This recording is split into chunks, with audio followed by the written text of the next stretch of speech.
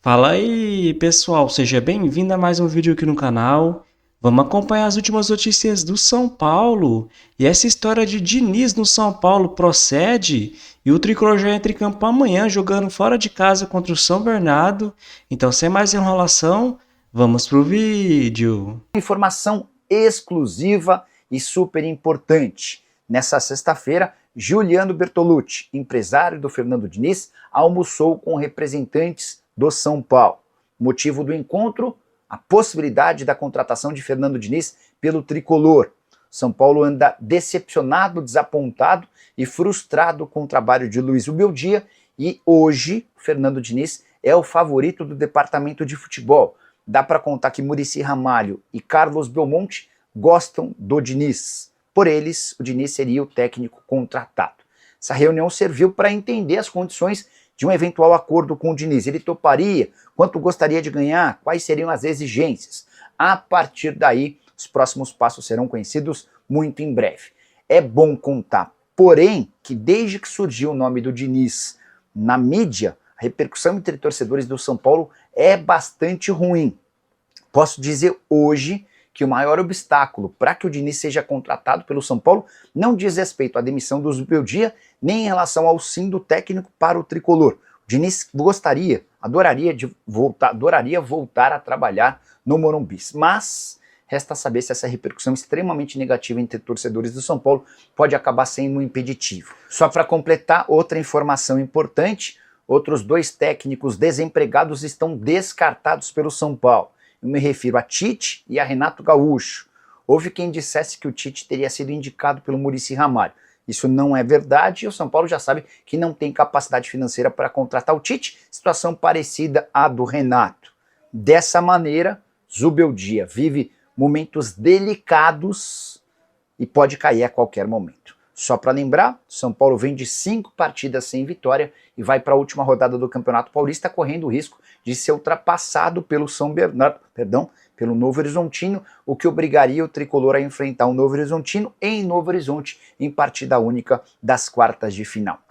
Além da falta de resultados, outra coisa que incomoda bastante os dirigentes do São Paulo em relação ao trabalho do Zubeldia diz respeito ao dia a dia.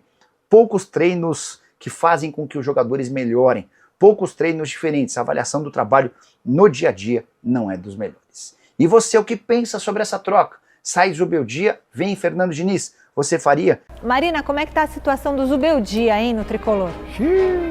A situação do Zubeldia é complicada porque esse é o pior momento dele no cargo de técnico do São Paulo desde que ele chegou no ano passado. Não há ainda uma confirmação, a gente sabe que rumores acontecem, rumores de outros técnicos que estão sendo falados aqui e acolá, preferência por um ou por outro, mas nesse momento o Zubeldia é o técnico do São Paulo e até a finalização do Campeonato Paulista assim seguirá sendo. Por isso que esses dois próximos jogos, com o São Bernardo no domingo e também o das quartas de final, porque o São Paulo já está classificado antecipadamente e vai enfrentar o Novo Horizontino, são decisivos, ganharam contornos decisivos por conta desse momento de São Paulo. São 5 jogos seguidos sem vencer, apenas 3 pontos conquistados de 15 possíveis, 2 derrotas, 3 empates, um deles contra o Palmeiras, que inclusive foi um jogo em que o São Paulo acabou se saindo melhor estrategicamente, mas não venceu. Então, a última derrota contra a Ponte Preta, na quarta-feira no Morumbi, deu um basta nessa situação, é meio que assim, agora sim, o São Paulo tem que ir para as quartas de final e vencer, tem que passar de fase e até lá, até pelo menos a finalização do estadual, Zubeldia continua como técnico do São Paulo. Os jogadores, por exemplo, ali nas palavras de Lucas e Caleri, que passaram na zona mista, depois da derrota para Macaca, demonstraram seu apoio ao técnico abertamente ali, mas não há um respaldo tão grande assim da diretoria como já houve em outros momentos passados em que o São Paulo passou por algumas situações parecidas ali. Agora, os jogadores, em informações divulgadas pelo Globoesporte.com, também se reuniram para dar um basta nessa má fase do São Paulo. A última vitória foi o 4-1 sobre o Mirassol no Morumbi, depois foi essa sequência de 5 jogos sem vencer.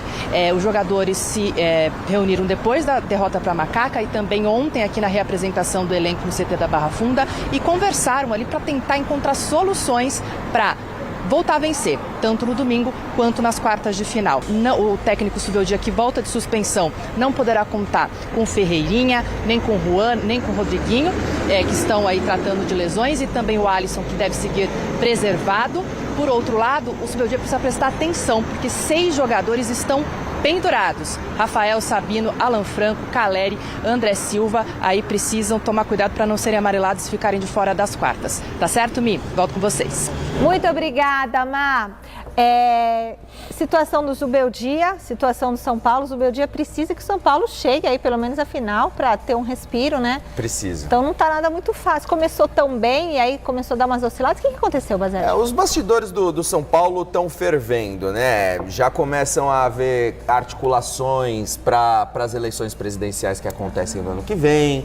E nisso... Quando? No ano que vem? No ano que vem. E aí as parcerias que o Júlio Casares tem, em tese, já estão começando a ficar enfraquecidas. E aí é diretor que antes era aliado, agora não é mais. Ele não vai ele pode se reeleger? Não pode mais. E isso tem aumentado ainda mais essas disputas nos bastidores. Eu ainda creio que esse tipo de coisa não chega no futebol. Mas é fato que a pressão dos conselheiros existe e ela é grande. Só que aí eu pergunto, vai demitir o Zubeldia? E por quem? Vai por quem? E outra, será que é justo demitir o Zubeldia com essa curta pré-temporada, jogos a cada 3 dias, o time não tem tempo para treinar, tem que se preparar ao longo de uma competição em que a torcida e a imprensa vão cobrar bons resultados e vão cobrar título, não importa se você tem 2, 3 ou 10 dias para treinar com o elenco. E o Zubeldia, ele já chegou ao São Paulo sabendo disso. É o primeiro campeonato paulista que ele disputa? Mas ele viu o quão difícil era o calendário do futebol brasileiro já no ano passado, mesmo não tendo disputado o Campeonato Paulista. Então ele tem que lidar com isso e ele precisa entregar resultados melhores, até porque o elenco que ele tem em mãos nessa temporada é melhor que o elenco do ano passado. Se o São Paulo sofreu uma eliminação precoce, por exemplo, cair nas quartas de final do Campeonato Paulista para o Novo Horizontino, eu não tenho dúvida alguma que o Zubeldia vai cair. E aí falam-se de Fernando Diniz, fala-se de Renato Gaúcho. Eu acredito que a melhor opção para o São Paulo, se o Zubeldia sair, é o Renato Gaúcho. Sem dúvida alguma. Ele tá na praia, né? Só que o Renato Gaúcho é um profissional caro. Será que o Júlio Casares vai liberar o orçamento para a contratação de um treinador desse calibre? Será? Não sei. Será que ele dá liga também no São Paulo? Mas são nomes que estão no mercado. O Tite está no mercado também, de repente. Por que não? É um nome. Mais o Renato. Um nome também de peso. Caro, também claro, tudo é caro. Tudo é caro. Se você quer trazer coisa boa, é caro. Isso serve para qualquer time. Se você quiser trazer barato, você vai correr um risco muito grande de não dar certo. E o Zubeldia está correndo um sério risco de cair. Ainda mais se ele não conseguir ser primeiro do grupo, porque se o São Paulo perder para o São Bernardo e o Novo Horizontino ganhar do Botafogo, que vai só cumprir tabela, Botafogo não cai mais e nem tem chance de classificar. Então vai jogar tranquilo. Se o Novo Horizontino ganha do Botafogo e o São Paulo perde para o São Bernardo, que é muito possível, o Novo Horizontino fica em primeiro e o jogo das quartas vai ser em Novo Horizonte. Isso já vai aumentar a pressão muito para cima do Zubeldia, muito. O nome de Fernando Diniz seria um nome forte nos bastidores para eventual troca de Luiz Zubeldia. É aí, meu velho, aí eu conhecendo... Sabe aquela coisa que o Massini falou de clube dividido? Eu conhecendo um pouco lá a turma, o clube talvez ele não consiga entrar no centro de treinamento se for anunciado como técnico do São Paulo, né? Tem umas questões... Não será... Porque tem essa situação, eu estou brincando, mas tem muita resistência à torcida do São Paulo ao Fernando Diniz, talvez mais do que ao Tite, talvez mais do que o Luxemburgo, talvez mais do que o Filipão, né? Que são nomes ligados a... Só estou falando que são nomes ligados a rivais, né? Sucesso em clubes rivais, né? Essa situação de você não ter um nome como você tinha o Dorival, como você tinha o Rogério, e até o Zubeldia no ano passado no mercado, um nome óbvio, dificulta também essa ideia que o Massini considera esdrúxula de trocar o treinador, gastar mais e tudo mais e tudo mais. Agora, o Fernando Diniz, ele pode dizer o que for, mas ele continua cotado em clubes grandes, o São Paulo é mais um deles, mesmo tendo feito trabalhos horrorosos recentemente, né? E ele tem esse dom, né, de você entender que talvez ele consiga fazer o que fez no Fluminense. Lembrando que no São Paulo ele teve um momento muito bom e momentos muito ruins. E foi essa diretoria que demitiu o Fernando Diniz. Ela entrou e demitiu o Fernando Diniz na reta final do Brasileiro, né? Colocando ali o Visoli como interino e depois contratou o Crespo para o Campeonato Paulista. Olha, rapaz, o chat está aqui, ó. Cigano, se vier Diniz é Série B 100%. Vai lá, mas por outro lado, ele não Bruno pegou um Cofone. amigo aqui que certo? Teve um amigo aqui que engasgou, ele estava almoçando, quase matamos o rapaz. Por outro lado, Bruno Cofone, Fernando Diniz teve trabalho melhor que o Zubeldia. É difícil comparar o trabalho do Fernando Diniz com qualquer outro técnico do São Paulo por várias questões, sobretudo a pandemia, né? Então é um trabalho. O Mirassol do WhatsApp foi por causa da pandemia, foi o jogo da volta da pandemia. Então ele teve ótimos momentos sem torcida, com torcida não foi tão bem, enfim, diversas situações. Teve 18 meses de trabalho, né? Não foi um técnico que ficou pouco tempo no São Paulo, mas ele vai dividir opiniões. Vamos olhar para trás-mente, porque não é possível que as pessoas só olhem para o momento, como diria a Nicolinha Ratchop. O cara chega, não montou o elenco do ano passado. Não foi ele que montou, tá? Então ele pegou, botou uma argamassa ali, tapou um buraco aqui, pendurou um quadro ali. Os jogadores perderam pênalti, ele foi eliminado da Libertadores. Certo? Cristo contra, até então, o melhor time do Brasil, que era o Botafogo. Então, o duelo São Paulo e Botafogo foi de primeiro nível altíssimo, graças ao trabalho de um cara que chegou barato, ele ganha bem, mas é barato se você for comparar com o que a gente vê por aí, né? Não enche o saco, não fica insistindo com o jogador, faz o que tem de melhor com o que tem na mão, né? Ele não tinha Alisson e não tinha Pablo Maia. Caramba, será que você não consegue entender isso? Porque, mas isso é passado, Márcio. Passado nada, isso é a construção do trabalho do cara. Aí pronto, beleza, fecha o ano, o time caiu no final do ano, né? Classificado em 6º lugar, Libertadores de novo. Começa o ano, ele vai ver o Mickey. Ele não tem gerência sobre isso. Volta, atrapalha tudo, não foi culpa do São Paulo. O calendário mudou, São Paulo já tinha o compromisso dele, aí ele joga sábado, terça, quinta e domingo. E o time vai mal, o time cai, tá mal. Ele comete erros, cometeu sim, contra o Santos, Oscar de segundo volante. De novo, agora no último jogo, Oscar de segundo volante, não vai funcionar. Não que ele não cometa erros, mas olha a situação do São Paulo, fazendo o carnê para pagar os caras. E aí, a solução é você mandar o treinador embora. Parem para pensar se isso é plausível, gente. O Zubeldia tem 1 milhão de técnicos melhores que eles no mundo, como tem 1.726.000 treinadores melhores que o Abel, que o Ramon Dias, que qualquer outro. Sempre tem. Você vai buscar. Mas na situação em que está o São Paulo, vocês sabem que eu gosto muito da pessoa do Fernando Diniz. Acho que ele é um baita de um cara corajoso. Acho que ele tem um modelo, um ambiente todo viciado, né? Que é o modelo cartesiano, 2 mais 2 são 4 para ele. As coisas são mais relativas. Existe um relativismo na forma como o Diniz pensa o futebol e a vida. Eu não quero isso para o meu clube, tá?